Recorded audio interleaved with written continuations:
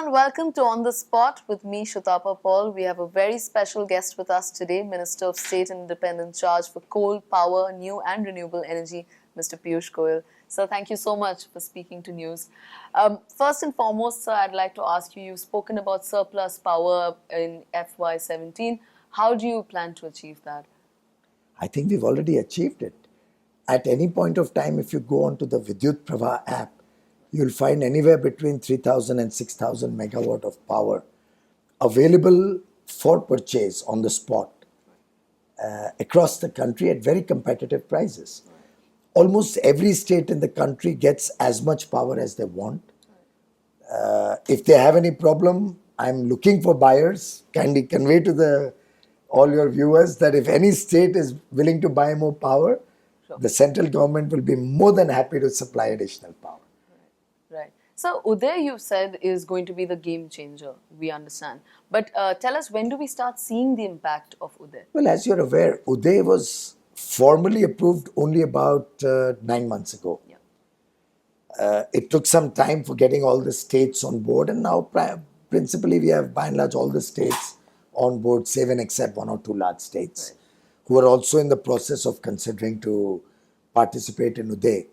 Particularly since, as I have been at pains to explain to people, the entire concept of UDAY is a win-win solution for all participants. It has been drawn up through stakeholder consultations. It's not a central government policy which we are trying to get everybody on board on. It's been designed in a fashion that everybody benefits. And we have demonstrated in black and white exact benefit that each state can get, both on the financial parameters, on the operational parameters, for addressing their past problems, the roadmap they have to follow, and how in the long run this will be a test check or a control on allowing discoms to deteriorate once again. Right. So I'm quite confident that states, for example, like Rajasthan, Haryana, who have taken a very proactive and active role, have already started seeing the benefits. Their finance cost has come down significantly. The Haryana and Rajasthan chief ministers have been interacting with their officials. They've taken up the cudgels against power theft in their states to bring down AT&C losses. Right. They're looking at their merit order purchasing systems to bring down power costs. Rajasthan is very seriously looking at getting a strategic investor into their power generating company to see if they can run more efficiently, more effectively, again bring down their power purchase costs. Our Deen Dayal Upadhyay Gram Jyoti Yojana and IPDS are helping take power to the remotest corners of these states. Sure. Rajasthan particularly, in the dhanis and tolas, hamlets far away, which will help serve the people better. So it's a 360-degree holistic approach that we are working on.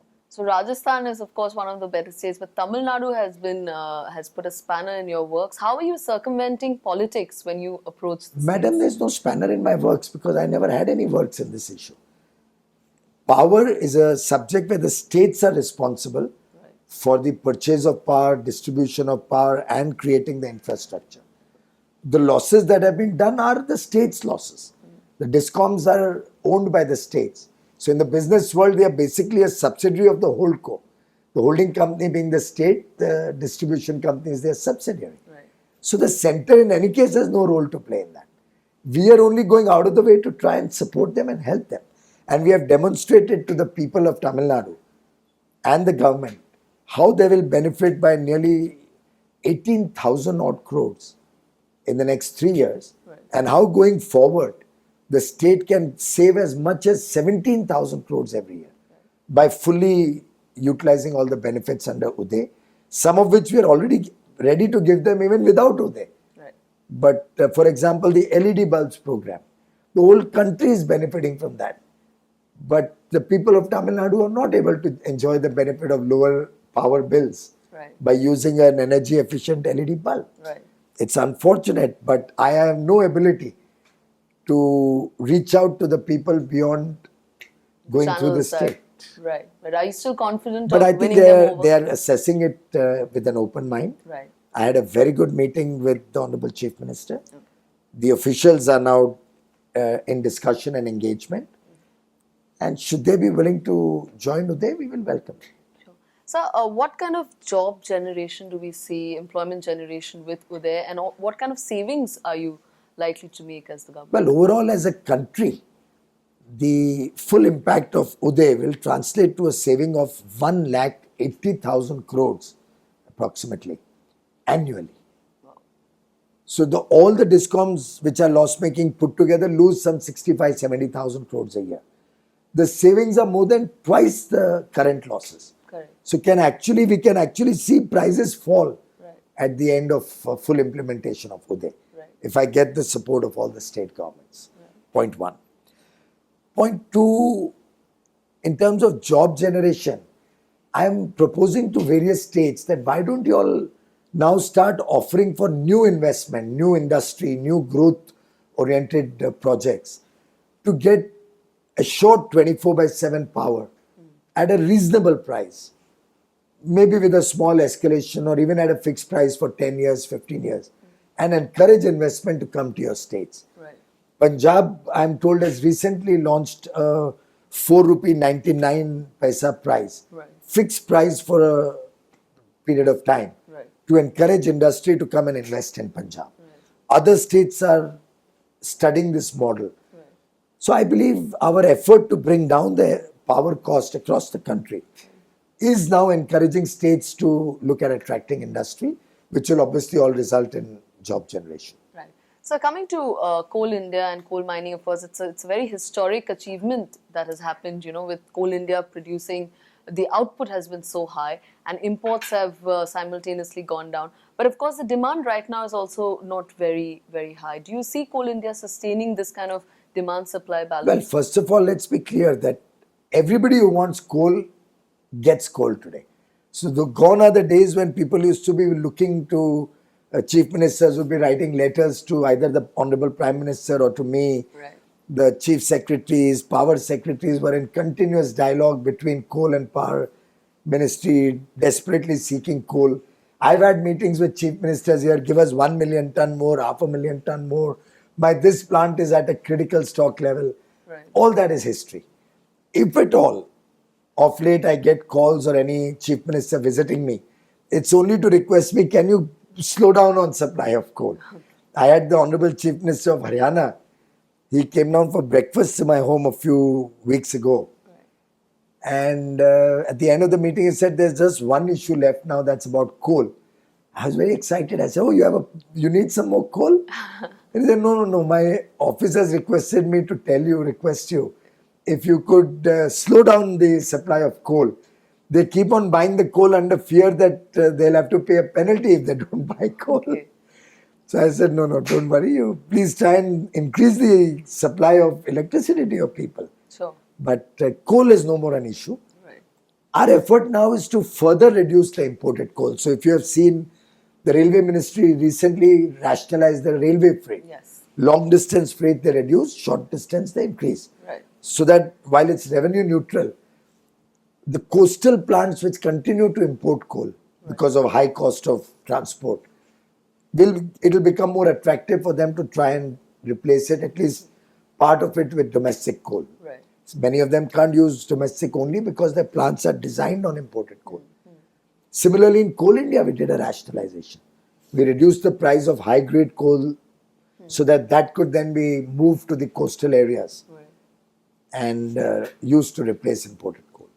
So commercial mining is something, of course, which you all have spoken about, but now states are being egged on to agree to commercial mining. What happens to private players? They'll come up in due course. We believe in a gradual, calibrated process of change. Is there a timeline that you've set for? Not immediately, but the good news I can share with you is that very soon we'll do our first auction of a 1-year contract on coal, which will be unlinked to any end-use requirement.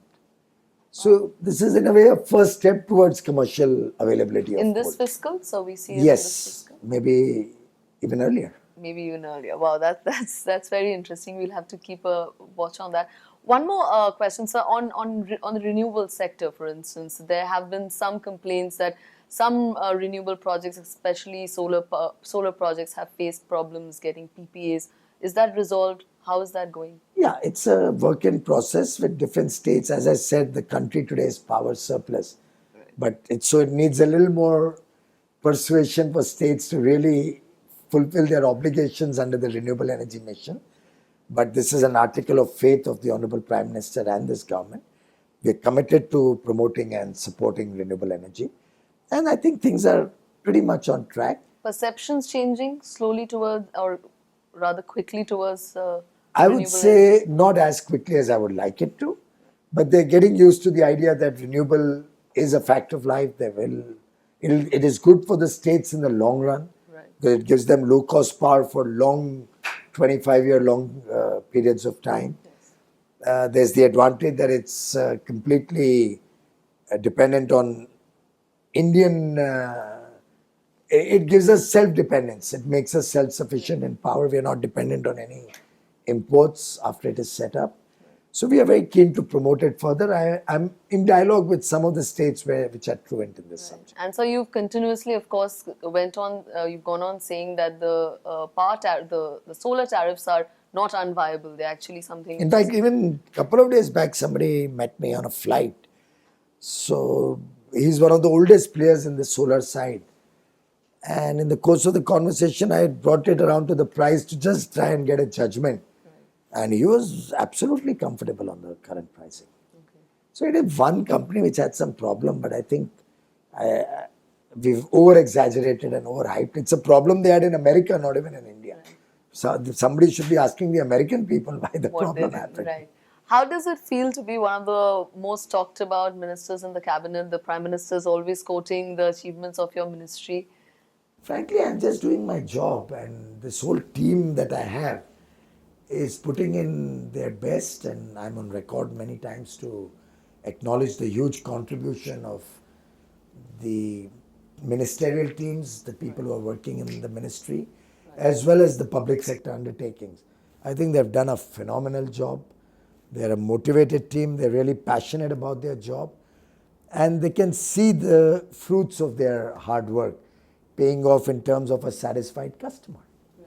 One disappointment that you've had in the last couple of years that you all have been, anything which you wish had moved faster and which you intend to rectify in the remaining years of your tenure?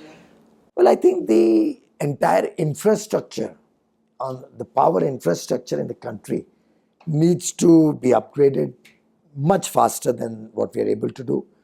As soon as I became minister, with the support of the finance minister and as guided by the Prime Minister, because I'd gone to Gujarat to study the Gujarat turnaround story, and then I discussed with the Prime Minister that we will need to give some support to the other states to follow the pattern of Gujarat.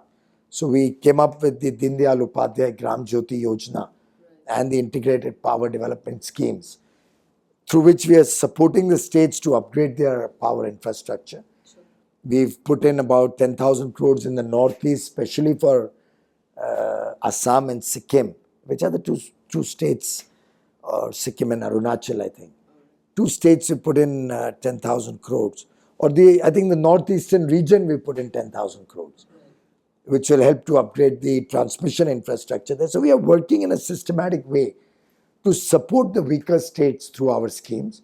But at the end of the day, I would urge all the states to invest in the power infrastructure, because ultimately this is something which will sustain them and their growth and prosperity of their people for years to come. Thank you so much, sir, for speaking to us.